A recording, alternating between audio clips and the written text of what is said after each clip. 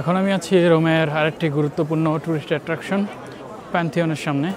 এই প্যান্থিয়নের প্রথম নির্মাণ কাজ শুরু হয় 27 খ্রিস্টাব্দে।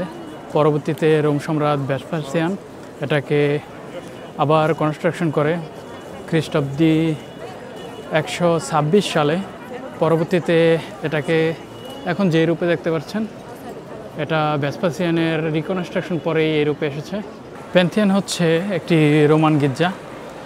এখানে রোম সাম্রাজ্যের সময় বিভিন্ন দেবদেবীর উপাসনা করা হতো। আপনারা দেখতে পাচ্ছেন রোমের সন্ধ্যার সৌন্দর্য। সন্ধ্যা হলে রোমের আশেপাশের পরিবেশ এভাবে জমজমাট হয়ে ওঠে। আর হ্যাঁ, প্যান্থিয়ন শুধু একটি ধর্মীয় উপাসনালয় ছিল না, এখানে রোম সম্রাটের শ্রদ্ধাও জানানো হতো।